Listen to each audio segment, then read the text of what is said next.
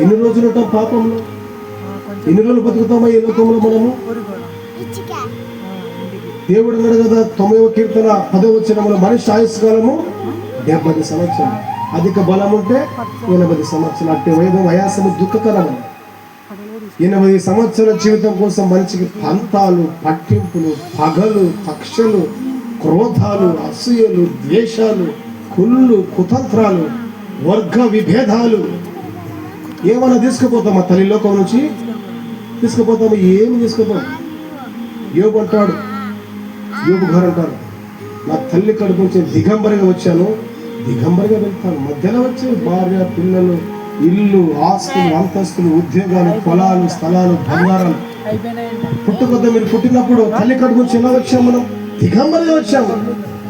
వెళ్ళేటప్పుడు కూడా దిగంబరిగా వెళ్తాం. చనిపోయినప్పుడు ఉంటుంది చూడు, ఆ జీవితం ముఖ్యం. చనిపోయినప్పుడు మన ఆత్మలు ఎక్కడికి వెళ్తాయి? ఒకవేళ రాత్రి ప్రభు వస్తే, ఇక్కడ చాలా మంది తల్లులు ఉన్నారు, వాళ్ళ భర్తల పరిస్థితి ఏమిటి? ప్రార్థన అంటే నిర్లక్ష్యం, మందిరం అంటే నిర్లక్ష్యం, మారు మనసు అంటే నిర్లక్ష్యం, బాప్తిసం అంటే నిర్లక్ష్యం. గ్రామంలో ఇంతమంది ఉన్నారు కదా, మరి ప్రార్థనకి ఎందుకు ఎంతమంది వచ్చారు?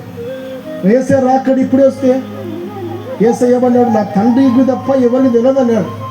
ఏసే కూడా తెలియదంటే ఎప్పుడు వస్తాడో?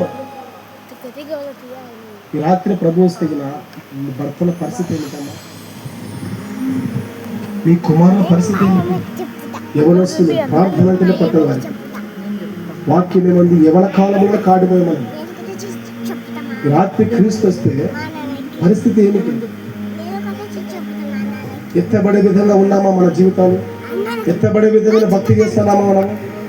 నామకార్థ భక్తి ఎందుకు? నామకార్థ భక్తితో ఏది ఉపయోగపడదు. రాత్రి ప్రభు వస్తే మన పరిస్థితి ఏమిటి? ఒకసారి ప్రశ్న వేసుకోండి మీరు. రాత్రి ప్రభు వస్తే, ఇప్పుడే వస్తే, నా భర్త నా పక్కన లేడు, ఆయన విడబడితే పరిస్థితి ఏమిటి?